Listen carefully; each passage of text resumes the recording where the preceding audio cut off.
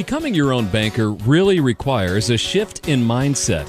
We've been programmed for so long with how things work that it takes a while sometimes to reprogram ourselves to truly think like a banker.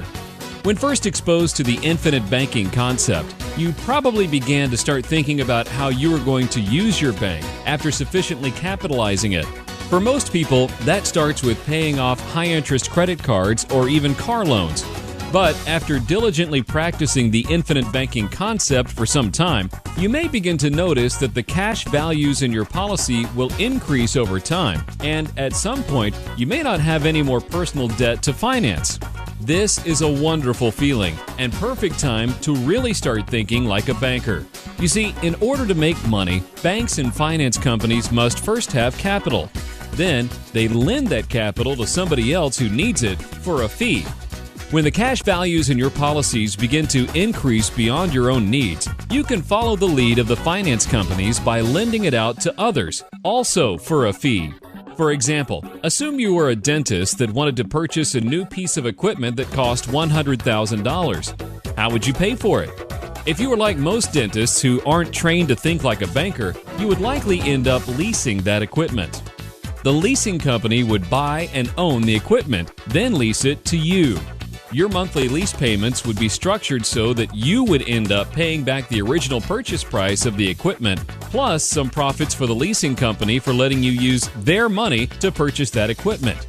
Depending on how the lease is structured, you would either own the equipment at the end of the lease period, or you could buy it at some agreed-upon price. If you ever failed to make your lease payments, the leasing company could take back the equipment and lease it to another dentist.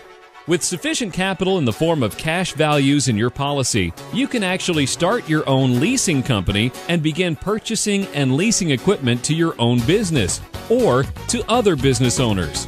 Remember, as the owner of your permanent life insurance policy, you have the contractual right to use your cash value for anything you want, whenever you want.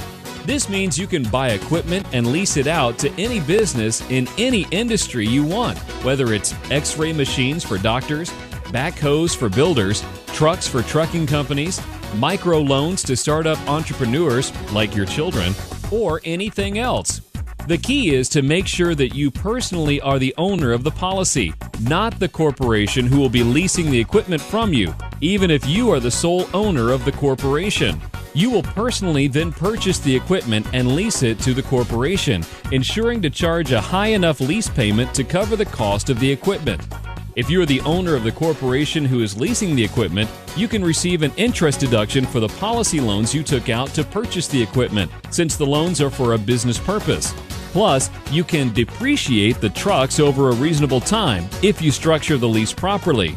You should definitely meet with a qualified professional to help you structure the lease agreements properly, develop any necessary amortization schedules, determine whether you should be adding more policies, and help you establish separate entities should that be necessary. Ultimately, with everything properly structured, you can make a very good living during retirement by just leasing out equipment to businesses. By becoming your own banker, you will soon be in a position to stop supporting the employees and shareholders of other banks and finance companies through all of the interest you're paying to them, and instead use that money to support you and your family. Becoming your own banker will prove to be one of the wisest decisions of your lifetime.